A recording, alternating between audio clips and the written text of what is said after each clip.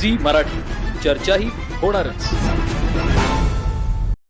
दक्षिण काशी म्हणून प्रसिद्ध असलेल्या चिकोडी तालुक्यातील पवित्र येडूर इथं आज पंचपीठाधीशांच्या दिव्य सानिध्यात भव्य महाकुंभाभिषेक सोहळा मोठ्या उत्साहात पार पडला.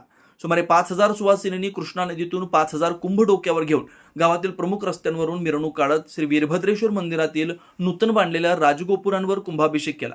या सोहळ्यात काशीपीठाचे नूतन जगद्गुरू डॉक्टर मल्लिकार्जुन विश्वराध्य शिवाचार्य महास्वामीजी, ज्येष्ठ जगद्गुरू डॉक्टर चंद्रशेखर शिवाचार्य स्वामीजी, उज्जयिनी पीठाचे जगद्गुरू सिद्धलिंग राजदेशी केंद्र शिवाचार्य महास्वामीजी तसंच श्रीशैल पीठाचे जगद्गुरू डॉक्टर चन्नसिद्धाराम पंडिताराध्य शिवाचार्य भगवंत पाद उपस्थित होते. आज पहाटेपासूनच सुमारे 5,000 सुवासिनी कृष्णा नदीतून कुंभ घेऊन गावातील प्रमुख मार्गावरून मंदिराकडे निघाल्या. हिरव्या साड्या परिधान केलेल्या सुवासिनींनी पूर्व गोपुरावर, लाल साड्या परिधान केलेल्या सुवासिनींनी दक्षिण गोपुरावर, निळ्या साड्या परिधान केलेल्या सुवासिनींनी पश्चिम गोपुरावर तर इतर रंगाच्या साड्या परिधान केलेल्या सुवासिनींनी उत्तर गोपुरावर कुंभाभिषेक केला. पिवळ्या साड्या नेसलेल्या सुवासिनींनी मध्य गोपुरावर कुंभोत्सव संपन्न केला.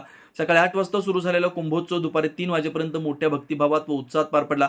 या भव्य राजगोपूर कुंभाभिषेक सोहळ्यासाठी राज्यातील विविध जिल्ह्यातून लाखो भाविकांनी उपस्थिती लावली. दरम्यान कोणती अनुचित घटना घडू नये यासाठी चिकोडी उपविभागीय पोलीस अधिकारी गोपालकृष्ण गौडर यांच्या नेतृत्वाखाली कडक पोलीस बंदोबस्त ठेवण्यात आला होता. सी मराठीसाठी इंगळीहून राजू कोळी.